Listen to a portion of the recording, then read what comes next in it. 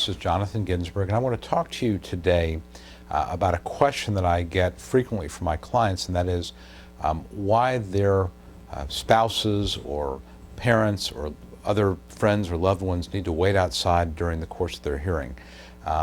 Typically when we go to a hearing, I'll bring my client in, and a lot of times the person who brought them will get up to go inside to observe, and I have to tell them that they can't come in. And sometimes they get not real happy about that. They like to see what's going on. They've been living with the person who's claiming disability for a long time, and they want to kind of see what's happening. And there are a few cases where I'll ask the judge to allow a observer, but it's pretty rare, and here's the reason why. First of all, Social Security hearings are fairly brief. They only last about an hour. There's not a lot of time for judges to have to deal with the issues related to other people. It changes the dynamic a little bit. And so these hearings are really designed for the claimant and the claimant only, and having another person in the room creates extra work for the judge. You have to introduce that person, figure out who they are, and it just adds some time to the process. Secondly is that there's physically not a lot of room. These hearing rooms are fairly small. There's not a lot of chairs. There's no place for an observer, so they have to sometimes bring in an extra chair. And again, it just gets kind of crowded, and you kind of feel that your personal space is being invaded, I guess, a little bit. The judge maybe feels that way. And so there's really not a lot of room for another person. I think another reason, which is really important, and that is that as the claimant, you're probably going to answer questions a little bit differently than you would if you were just by yourself. So in other words, if you've got a spouse in there and you're talking about issues with sexual dysfunction or bathroom problems, it may be something that you may feel a little inhibited talking about if you've got your spouse there or your mom there, something like that. So I think that most judges feel like they're going to get better testimony from a person without having a third party sitting there observing it. Again, it's intimidating enough to go into a hearing with a judge you've never seen before and a vocational witness you don't know, but to have a person that you know kind of looking and listening to some sometimes very personal type of things, and of course you don't know what the judge is going to ask, and it can get very personal sometimes. That can be a little bit intimidating, and you could end up not testifying as completely and as fully as you otherwise would.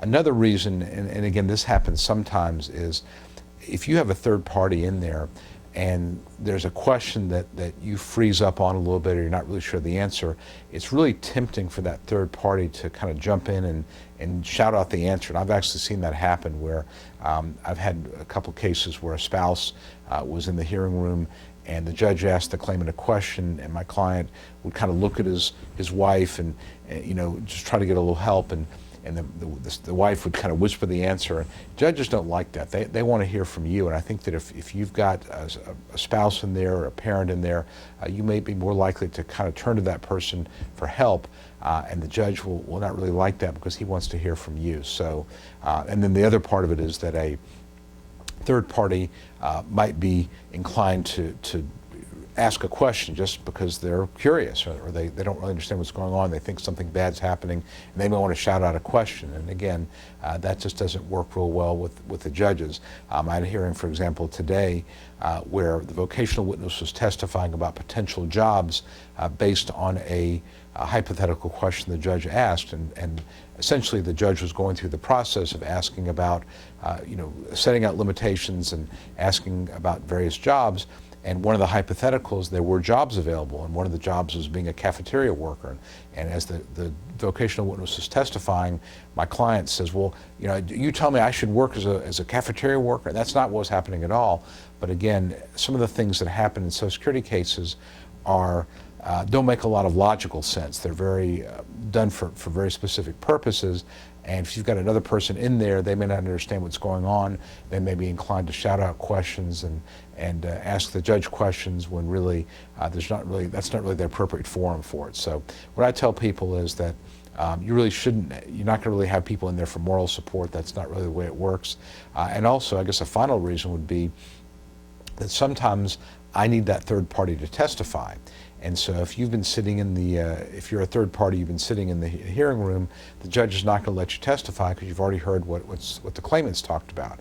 So if it's a case where I feel like I may need a witness, I want to have that sequestered witness outside so that that person could come in and testify if need be. And sometimes I expect to have a witness called, sometimes I don't. And the judge says, well, is there somebody else here who could tell me about this? Yes, I've got the spouse outside, the husband or wife outside. We'll bring them in. And again, if you've been already in there, it's usually not going to be something that the judge is going to let you testify because, again, your testimony will be colored by what you've already heard. So those are some of the reasons why judges really prefer not to have witnesses in. So don't take it personally if the judge does not want to let you come in. And again, generally the best course of action is to keep it just the claimant and the attorney as opposed to having witnesses. So that's why, again, nothing personal, but that's why generally witnesses are not going to be allowed, or I shouldn't say witnesses, observers are not going to be allowed in Social Security disability hearings. I hope this has been helpful. Again, my name is Jonathan Ginsberg. Any questions about Social Security, please feel free to send them along. Until next time, I will talk to you soon.